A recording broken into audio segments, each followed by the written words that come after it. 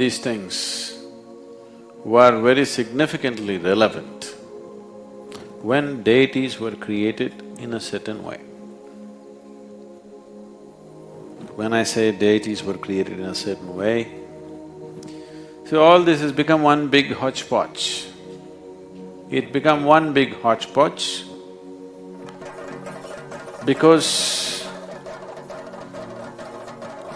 the culture was created understanding the phenomenal complexity of life. But the instruments and the institutions which were to transmit this from generation to generation got seriously disturbed in the last 1800 years because of invasions and things like that. Otherwise, this is a very sophisticated science. Not everybody went to every temple at one time. There were some temples which were for general well-being where everybody went. But for specific purposes, people went only to their Kula Daivam. Even today, remnants of that are there, people are going, but the Daivam may not be created anymore, understanding the science. So why the Kula Daivam is, today, even if somebody died 100 years ago, they can dig up something and if they found one tiny little bone, they can take it, go to the laboratory, check the DNA, check your DNA and say, this was your grandfather. Yes or no? Even if somebody died 10,000 years ago, if they find a remnant of something, today you can take the mummies in Egypt, which are over 4,000 years old, you can take the DNA of this mummy and trace it down to somebody in Egypt who is right now protesting on the street, that this was Tutankhamun's progeny. Possible, yes? The science gives you this access. So similarly, we identified, you must understand this is relevant only when everything else was maintained.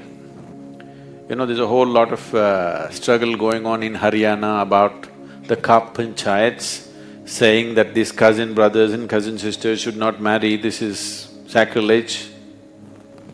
See, I do not know whether they're aware of why they're protesting. But if they're truly aware, you have to respect it. They may be just protesting because you're breaking the norm. But essentially why this was done is, they maintained the genetic track way back. For thousands of years, they maintained the genetic track in their own way. Never mixing it up, never doing anything which will disturb the track so that the progeny comes out well. And not only that, you can create a certain energy which travels through the track. Everybody in your Kula need not go to the temple. You go and pray, everybody benefits because all of us is connected. Right now, this will happen. The future of medical science is this, that if they find some pure genetic material, when we say a pure line of genetics, they can do it like this, that they can find something that works for your DNA, just spray it in the air. All the people who have that type of DNA will benefit instantly. Right now they are saying Asians have this kind of DNA and they are more prone to diabetes. Americans have this kind of DNA, they are prone to something else. Aren't they saying this? So if you just add one supplement into the Asian diet or into the American diet or into the European diet, you can change the way people live. This has happened. These things have happened in United States, that they have added certain this thing to as a part of their bread making and everything. Lot of ailments that they were suffering in 40s and 50s are gone in that country because people have that kind of DNA and they're being treated in a certain way unknowingly. The current generation do not even know about it, but it's a part of their bread making, they're taking in certain things and certain things are settled. For example, in 50s, United States has a huge number of cases of diabetes, which India is facing right now. So D3 as a vitamin, they found if you add D3 to those people's diet, their diabetes will go away. They added D3 to the bread making, there's hardly any diabetes in the United States. Now it's coming to us, but we eat D3, it will not work the same way for the Asian genetics. We need to find something else. We can tell you what you need to eat. So, they understood this and they maintained this genetic line so strictly and they established an energy source for this particular DNA, for this particular kind of genetic trend. And when they go there, they are not telling some god up there, they are just registering. This is me, I belong to this line, this is my Gotra, this is my Nakshatra, this is my Kula. Means I am registering my DNA material, I am saying this is my DNA, do something to me. It is the most scientific way of handling it. Science gone bad, technology not transferred properly. Today it's all mixed up, so it will not work the same way. If they had maintained those genetic lines, you could make it work like that. But now you fall in love with the girl next door, she could be anything. Your choices have become more important than maintaining those kind of things. I mean, society has changed, so those things have become irrelevant. But when things were maintained like that, it was a very relevant thing. It is a wonderful understanding of life, a fabulous understanding of genetics and how it functions.